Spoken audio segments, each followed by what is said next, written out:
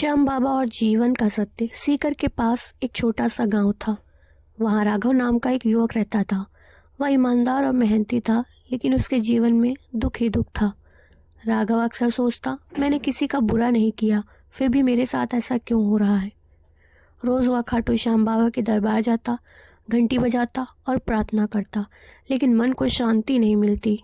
एक दिन उसने मन ही मन संकल्प लिया, जब तक बाबा मुझे जीवन का सत्य नहीं बताएंगे, मैं यहाँ से नहीं जाऊंगा। उसी रात राघव ने स्वप्न में देखा कि खाटू श्याम बाबा श्वेत घोड़े पर सवार होकर उसके सामने प्रकट हो गए।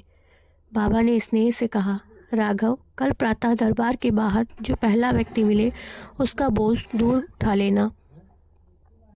अगली सुबह दरबार के बाहर एक वृद्ध व्यक्ति मिला, जिसके कंधों पर लकड़ियों का भारी गट्ठर था।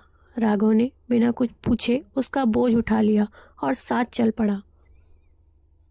कुछ ही दूरी पर उसके कंधे दुखने लगे। मन में विचार आया, मेरा अपना दुख ही कम नहीं था, अब दूसरों का बोझ भी। तभी वृद्ध ने कहा, बेटा, थोड़ा बोझ नीचे रखकर विश्राम कर लो। जैसे ही राघव ने बोझ नीचे रखा, उसे अनुभव हुआ कि केवल शरीर ही नहीं, उसका मन भी हल्का हो गया है। उसी क्षण खाटू श्याम बाबा प्रकट हुए और बोले, राघव, यही जीवन का सत्य है। हर मनुष्य अपने जीवन को जो सबसे बड़ा दुख होता है उसे ही मानता है, लेकिन जब वह दूसरों के कष्ट को समझने लगता है तो उसका अपना दुख छोटा हो जाता है। बाबा ने आगे कहा, दुख दंड नहीं होता, वह मनुष्य को मजबूत बनाने का साधन होता है। जो सहना सीख लेता है वही जीवन को समझ लेता है। राघव की आंखों से आंसू बह निकले।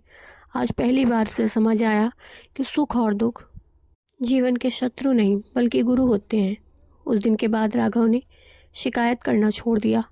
वह सेवा, धैर्य और विश्राम के साथ जीवन जीने लगा और खाटू श्याम बाबा की कृपा सदैव उसके साथ रहने लगी।